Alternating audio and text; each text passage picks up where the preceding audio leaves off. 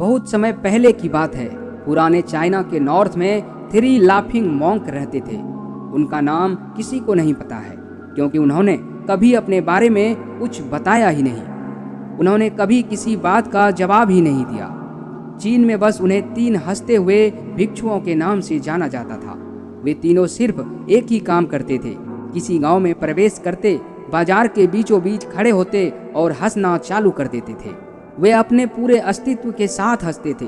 अचानक लोगों का ध्यान उनकी तरफ खींचा चला आता था और धीरे धीरे उनके चारों ओर एक बड़ी भीड़ इकट्ठा हो जाती थी। वे इतनी एकाग्रता, तल्लीनता व संपूर्णता के साथ हंसते थे कि उनकी हंसी देखकर सारा गांव हंसने लग जाता था। जब वो पूरा गांव हंसी के समंदर में डूब जाता था तो वो दूसरे गांव चले जाते थे। वे ना तो कुछ बोलते थे, ना ही कुछ उपदेश देते और ना ही कोई शिक्षा। वे जहाँ भी जाते अपनी हंसी से ऐसा माहौल बना देते कि लोग अपने सारे दुख दर्द भूलकर बस हंसने लग जाते थे।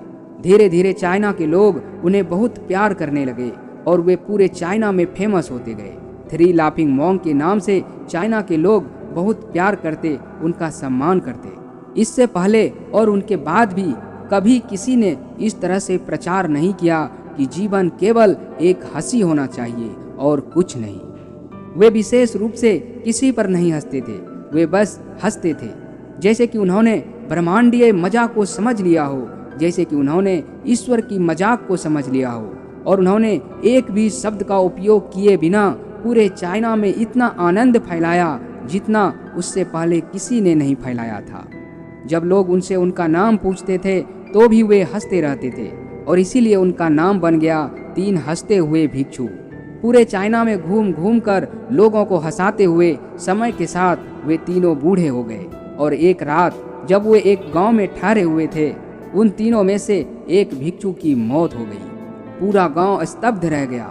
पूरा गांव बहुत ज़्यादा उम्मीद कर रहा था, क्योंकि उन्हें लगता था कि जब उनमें से एक की मृत्यु हो गई होगी तो बाकी बचे 2 जरूर रोएंगे और ये देखने लायक होगा, क्योंकि किसी ने भी कभी इन लोगों को रोते हुए नहीं देखा था।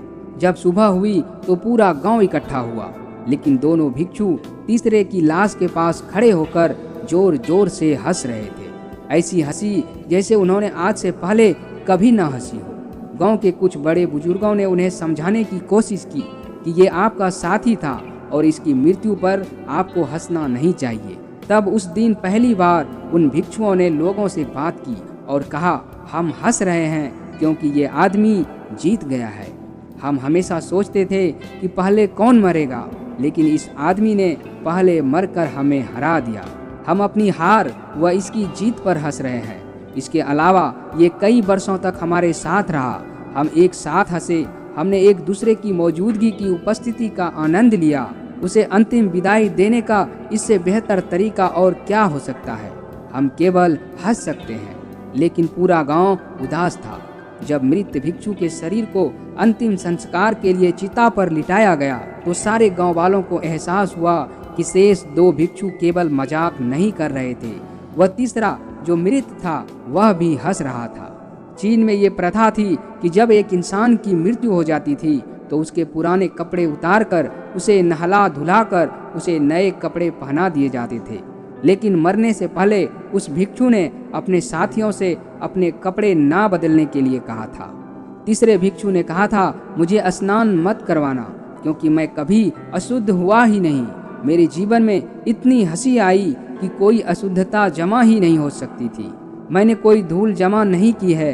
हंसी हमेशा युवा और ताज़ा होती है, इसीलिए मुझे नहलाकर मेरे कपड़े मत बदलना।